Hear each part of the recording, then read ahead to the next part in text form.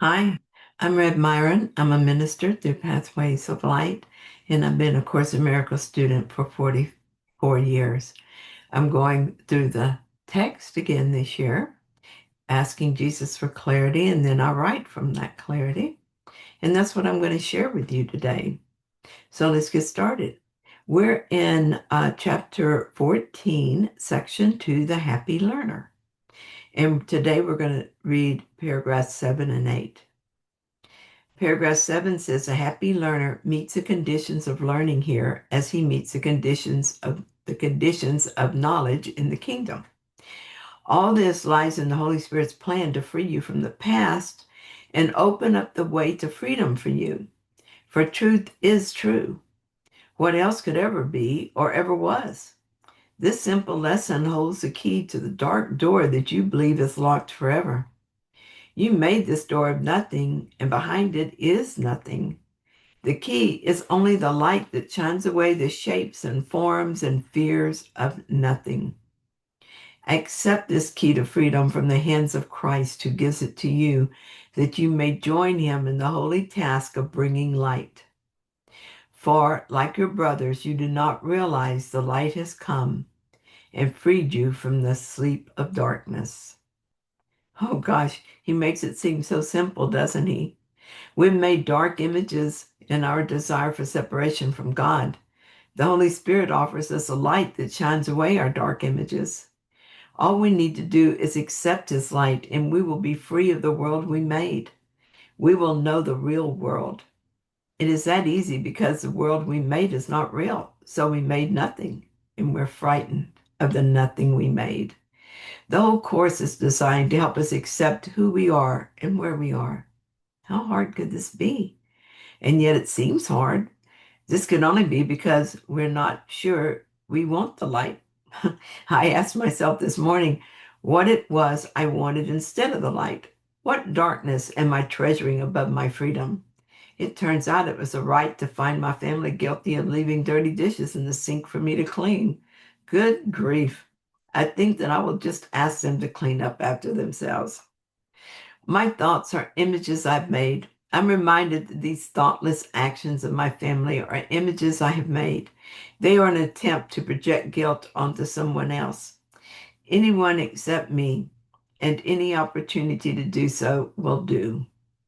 Of course, this presupposes that I am guilty, but it doesn't matter which direction the belief in guilt. Guilt is not real, and I'm learning not to make it real in my mind. I see the error, and rather than judging myself, I'm happy to forgive it. There, it's done, and I'm at peace again. I chose not to ask my family to share in my belief in guilt by telling them they were guilty and needed to do better. Instead, I reminded them to clean up behind themselves.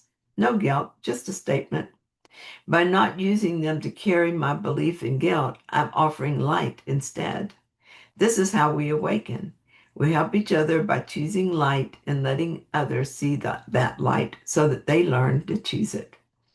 The ego was wrong when it insisted I was being unfairly treated, and those people needed to take responsibility for that. By accepting responsibility for my own choices, I became a light this morning. My loving thoughts cleared a little space for light to shine. Yay for me. Okay, so now let's look at paragraph 8. Behold your brothers in their freedom and learn of them how to be free of darkness. The light in you will waken them and they will not leave you asleep. The vision of Christ is given the very instant that it is perceived. Where everything is clear, it is all holy. The quietness of its simplicity is so compelling that you will realize it is impossible to deny the simple truth, for there is nothing else. God is everywhere. Excuse me. God is everywhere, and his Son is in him with everything. Can he sing the dirge of sorrow when this is true? What an encouraging paragraph this is. We can do this. I know we can. A thought at a time for a while, then a belief at a time, until the ego construct falls apart. It truly is this simple. We are spirit, an extension of God. Nothing can change that.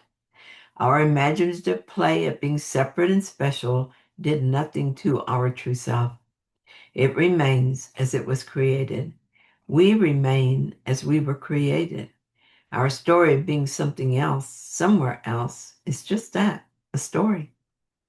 For example, I tell myself a story that I'm the responsible one and others are careless, that I'm left holding things together while they just go about their lives unaware. That story feels convincing, even justified, but it's still just a story, a way of giving reality to separation. The moment I'm willing to question it, it loses its power, and I remember that nothing real has been threatened.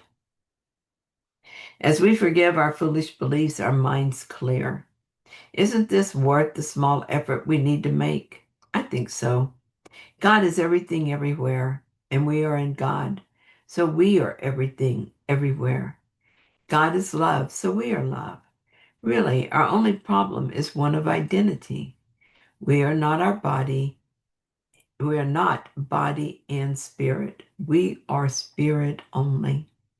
Regardless of the questionable proof the ego offers, we are of the sons of God and can be nothing else. Thank you so much for joining me in this reading. I hope you found it helpful. If you did, then please like it. And if you haven't yet, please subscribe. And I'll be back soon with another reading. See you then.